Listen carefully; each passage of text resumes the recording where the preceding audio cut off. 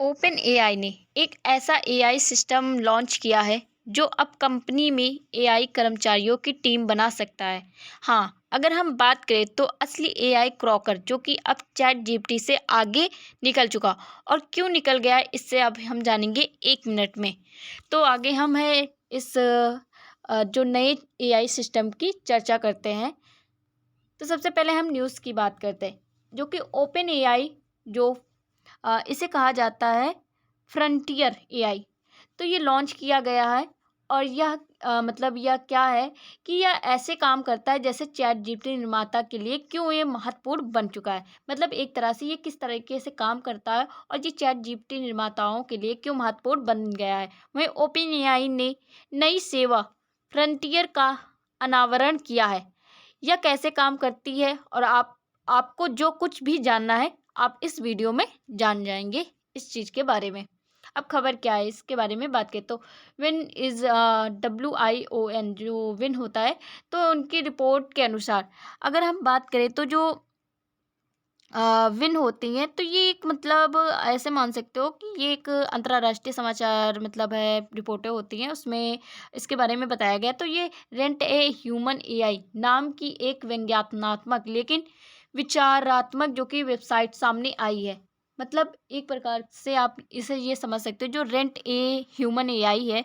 ये इससे मतलब सुनने से ऐसा लगता है कि जो एआई या डिजिटल जो एजेंट है ये मानव की तरह काम करेगी। यानी आपके जो कि टैक्स को समझने और आपके जो कि कार्यों को समझने का मतलब है कार्य करेगी। मतलब आपके जो भी कार्य होंगे उन्हें ये करेगी। वहीं पर अगर हम बात करें ये वेबसाइट एक ऐसी भविष्य की कल्पना करती है। मतलब एक ऐसे भविष्य की कल्पना कर रही है कि जो आर्टिफिशियल इंटेलिजेंस को मालिक होगा और मनुष्य उसके लिए किराए के मजदूर के रूप में काम करेंगे। इसमें जो कि ये जो बनाया गया है इसके थ्रू क्या हुआ है कि ये जो मतलब है फ्रंटियर जो कि एआई बनाया गया है इससे ये होगा कि जो मनुष्य है वो मतलब एक किराए के मजदूर की तरह कार्य करेगा और जो एआई है एक मालिक के रूप में कार्य करेगा। तो ये पूर्ण रूप से न्यूज़ है।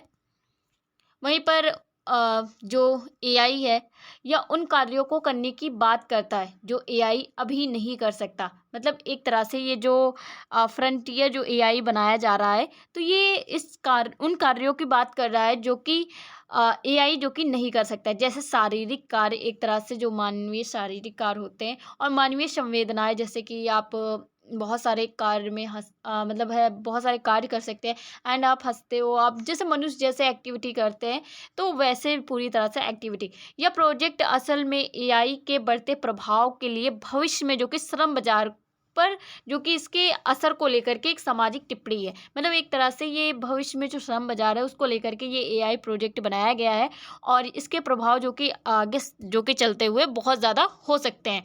वहीं पर अगर हम बात करें जो फ्रंटियर जो कि एआई है ये क्या है। तो जो फ्रंटियर जो एआई है इसका तात्पर्य यह है कि जो एआई के उन सब उन्नत और शक्तिशाली मॉडलों में से ये एक माना जा रहा है जो वर्तमान की तकनीक की सीमाओं पर मौजूद होगा। एक तरह से ये देखा जाए तो वर्तमान की जो तकनीक है उसकी सीमा पर ये एक रूप से मतलब मुख्य माना जा रहा है।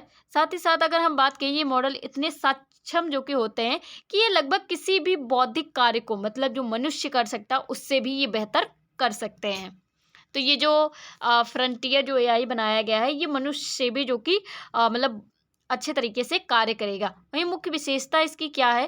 तो इसकी मुख्य विशेषता जो कि व्यापक क्षमता है। मेन चीज़ है इसकी व्यापक क्षमता और साथ ही साथ ये किसी काम के लिए बल्कि सामान्य वर्गों जैसे कि आप मान सकते हो जो सामान्य कार्य होते हैं उनको भी करने के लिए ये मतलब है बनाया गया है। वहीं अत्यधिक डेटा इससे इससे क्या होगा कि विशाल मात्रा में डेटा पर प्रशिक्षित किया जाएगा। एक तरह से इसमें डेटा इतना ज़्यादा प्रशिक्षित किया जाएगा कि जिससे कि ये कदम कदम पर एक तरह से मतलब है मनुष्य के कार्यों को कर सके। वहाँ स्व सीखना मतलब एक तरह से ये पैटर्न इसमें लाया गया है जिससे क्या होगा कि ये अपनी समस्याओं को खुद ही या एक से एक जो जटिल समस्याएं होती हैं ये खुद ही सुलझा सकता है।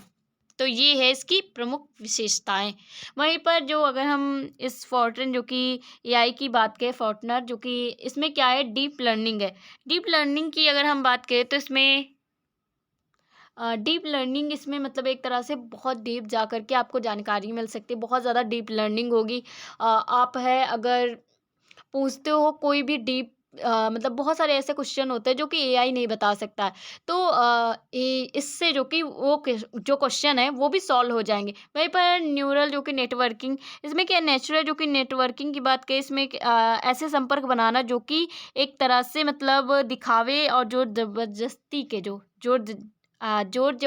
के ना हो। तो मतलब ऐसे मतलब न्यूरल जो कि सॉरी नेचुरल जो कि नेटवर्किंग भी बनाना, और साथ ही साथ यह मानव के मस्तिष्क की संरचना को प्रेरित एल्गोरिदम पर आधारित है। मतलब एक तरह से अगर हम एल्गोरिदम की बात करें तो इसमें समय समय पर या एक तरह से कहा जाए कदम कदम पर तरीका या नियमावली किसी भी काम को करने वाली। तो इस तरह से मतलब एल्गोरिदम भी इसमें जो कि कार्य किया जाएगा। और वहीं पर अगर हम नेचुरल नेटवर्किंग में देखें तो यह सिस्टम जो कि मनुष्य के दिमाग की तरह मतलब सिखाता और काम करता है। वहीं पर अगर हम लार्ज जो कि स्केल कंप्यूटिंग की बात करें, इन्हें चलाने के लिए हजारों शक्तिशाली जो कि जीयू जीपीयू होगा और विशाल सर्वर जो कि फॉर्म की आवश्यकता होगी। जीपीयू क्या होता है? तो इसका मतलब ये होता है कि जो कंपनी या कंप्यूटर होता है, उसका एक हिस्सा होता है जो कि क्या करेगा, गैस्पिक और जो कि इमेज या प्रोसेस इन सब चीज़ों को जल्दी करेगा। मतलब एक तरह से इंसान के दिमाग की तरह काम करेगा और तुरंत से इमेजों को और भी बहुत सारे वीडियो को, गेम्स को एंड बहुत सारी चीज़ों को, ईमेल, इन सारी चीज़ों को रीजनरेट करेगा। वहीं विशाल सर्वर फॉर्म की आवश्यकता भी होती है। मतलब एक तरह से अगर हम बात करें तो जैसे कंप्यूटर या सॉफ्टवेयर होता है, सर्वर एक मतलब जैसे कि आप मान सकते हो डेटा का सर्विस देना, या आप जब गूगल खोलते हो तो आपको बहुत सारी चीज़ें मतलब है पूछनी होती है, या जो भी फ्रंट पेज पर जो भी आपको दिखता है तो वो सारी चीज़ों की इससे आवश्यकता होती है और वो सारी चीज़ें जो कि ये करेगा। वहीं पर जनरेटिव जो कि कैपे कैपेबिलिटी की बात करें इसमें, या अगर हम देखें तो इसमें यह केवल जो कि डाटा का विश्लेषण ही नहीं करेगा, बल्कि एक नया टेक्स्ट या हम कहें जो कोड होता है, इमेज होता है, वीडियो, इन सारी चीज़ों को भी बनाएगा। वहीं पर हम एआई की बात करें तो इसके प्रमुख उपयोग क्या है, तो इसमें वैज्ञानिक अनुसंधान, मतलब एक तरह से आप नई दवाइयों की खोज, जलवायु परिवर्तन, इन सब के मॉडल भी बना सकते हैं। और वहीं पर कोडिंग और सॉफ्टवेयर की बात करें तो कोडिंग में क्या होता है कि कंप्यूटर को हुक्म देना। कोडिंग का मतलब एक तरह से होता है कंप्यूटर को हुक्म देना।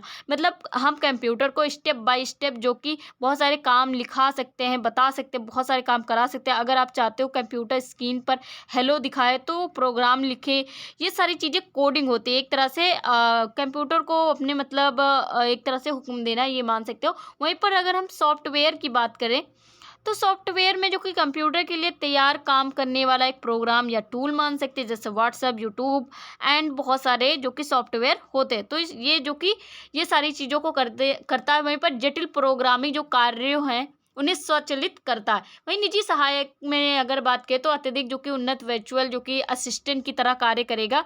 मतलब एक तरह से आप के जो कि कार्य करेगा, और वहीं पर जटिल निर्णय भी ले सकता है। वहीं शिक्षा को लेकर के बात करें तो व्यक्तिगत स्तर पर अगर देखा जाए तो छात्रों को नई नई चीज़ों को सिखा सकता है और नए नए तरीकों से सिखा सकता है।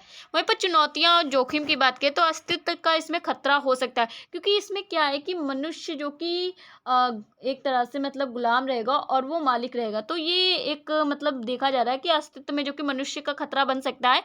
वहीं पर यदि अगर देखा जाए ये सिस्टम जो कि नियंत्रण से बाहर हो गया तो मानवता के लिए खतरा बन जाएगा। श्रमिक सूचना की बात करें तो इसमें गलत सूचना फैलाने और समाज में जो कि भ्रम पैदा करने या एक तरह से अस्थिरता पैदा कर सकता है। मनुष्य को दुश्मन बना सकता है। और नौकरियों का नुकसान देखा जाए तो बड़े पैमाने पर सफ़ेद पोस्ट, मतलब एक तरह से नौकरियों का नुकसान हो सकता है, लोगों को मतलब नुकसान हो सकता है। और इस तरह से क्या होगा कि लोगों का विस्थापन होगा और बेरोजगारी ये जो कि बढ़ती जाएगी। पक्षपात की बात की है, एआई जो कि मॉडल एक नस्लीय व लैंगिक भेदभाव होना शुरू हो सकता है। एक तरह से जो कि पक्षपात हो सकता है इससे लोगों के बीच में, और बहुत सारे जो कि एआई के थ्रू बहुत सारे मानव जो मानव है उसके लिए खतरे हो सकते हैं। वहीं तकनीकी शीत युद्ध की बात करें, इसमें अंतर्राष्ट्रीय स्तर पर तो अमेरिका और चीन के बीच एआई जो कि प्रभुत्व को लेकर के युद्ध भी हो सकता है।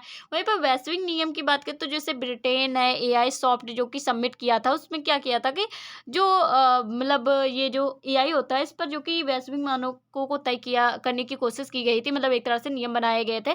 आर्थिक असमानता की बात करें तो जिन देशों के पास यह तकनीक है वे आर्थिक रूप से बहुत आगे होंगे, परंतु जिन देशों के पास में ये तकनीक नहीं है तो वो बहुत ही ज़्यादा पीछे होंगे। और वो अगर पीछे होंगे तो ये जो जिनकी मतलब है एक तरह से जो मतलब बहुत ही आगे निकल चुके होंगे तो वो एक तरह से उन पर प्रभुत्व जमा लेंगे। तो भारत के लिए क्या महत्वपूर्ण है, तो आर्थिक विकास जैसे भारत एक तरह से युवा आबादी जो कि बहुत ज़्यादा है भारत में, तो इस तरह से क्या होगा एआई जो कि इस मतलब क्षेत्र में जो कि उन्नत कर सकता है, और वहीं पर आईटी जो क्षेत्र में है एआई का केंद्र बन सकता है। वहीं सार्वजनिक सेवा में जैसे कृषि, स्वास्थ्य, शिक्षा, इस सब में एआई जो कि करोड़ों लोगों के जीवन को भी सुधार सकता है। और कौशल विकास स्किल की बात करें तो भारत के लिए एक चुनौती है, परंतु अगर ये एआई जो कि युग आता है तो इसके लिए अ, जो लोग हैं वो भी एक तरह से स्किल विकसित कर लेंगे। वहीं समाधान की बात करें तो नियमन मतलब एक तरह से सरकारों को एआई के विकास के लिए सख्त नैतिक नियम बनाने चाहिए, सुरक्षा मानक बनाने चाहिए जिससे कि एआई का दुरुपयोग ना हो।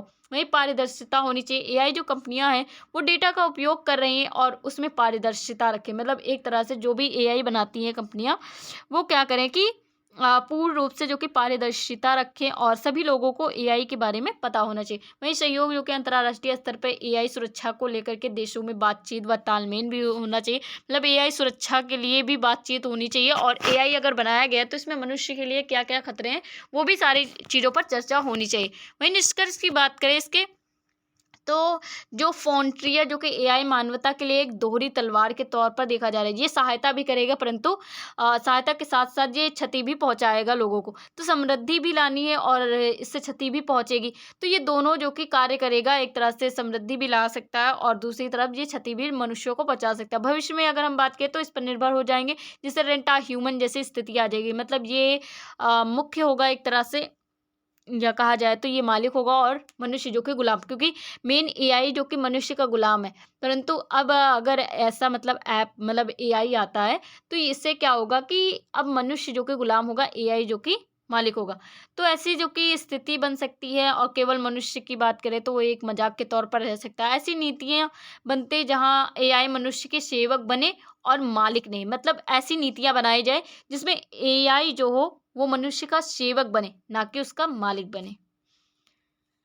तो हमने एआई के बारे में जाना कि जो एआई में ऐसे मतलब बदलाव लाए जा रहे हैं, एक तरह से हम बात करें जो न्यू एआई आ रहा है जिसे फ्रंटियर जो कि एआई कहा जाता है, तो ये बहुत ही ज़्यादा शक्तिशाली मॉडल भी है।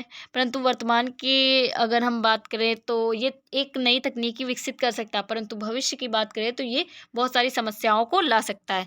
तो आज के लिए इतनी video, thank you for watching.